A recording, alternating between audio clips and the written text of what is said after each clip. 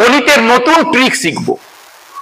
আমরা যোগ বিয়োগ গুণ ভাগ সবকিছুই আমরা ডান দিক থেকে করি, শুধু ভাগের কেসটা ছাড়া।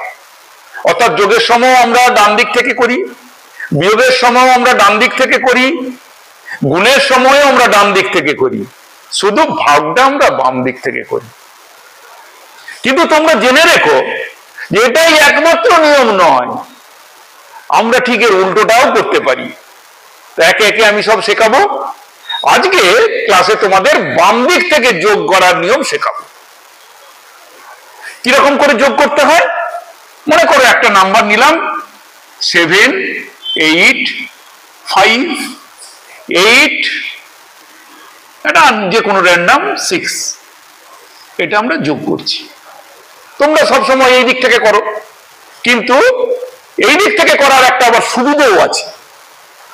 বাম দিক থেকে করার একটা সুবিধে আছে। কি সুবিধে? ডান দিক থেকে করলে তোমরা কি করতে, আগে হাতে কিছু সংখ্যা রাখতে হতো। যেমন এই যে 6, 5, 11 1, হাতে 1 থাকতো। কিন্তু ওরকম কোনো কিছু রাখার দরকার নেই, আমরা বাম দিক থেকে করছি।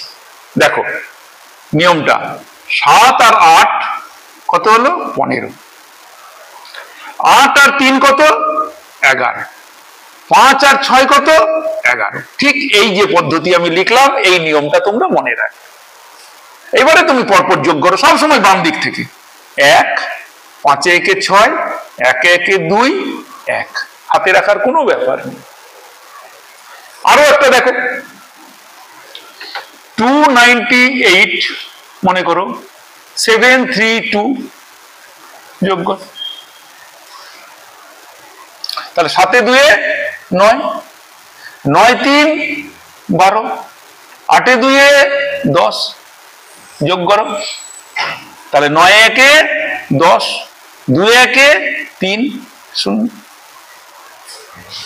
তাহলে দেখলে কেমন করে আমরা বাম দিক থেকে যোগফলটা করে ফেলছি। আরো একটা দেখাই, মনে করো একটু বড় বড় সংখ্যা নিচ্ছি, 4টে 9 নিয়ে নিলাম।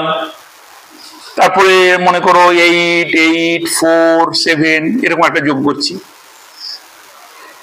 তাহলে হাতে রাখার কোনো ব্যাপার নেই, আমরা বাম দিক থেকে যোগ করব, ডান দিক থেকে যোগ করব না।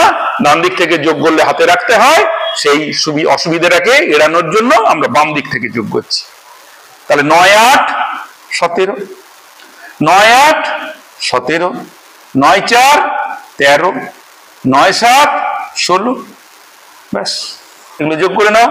তাহলে 1, 7 একে 8, 7 একে 8, 3 একে 4, 6 হয়ে গেল যোগফল।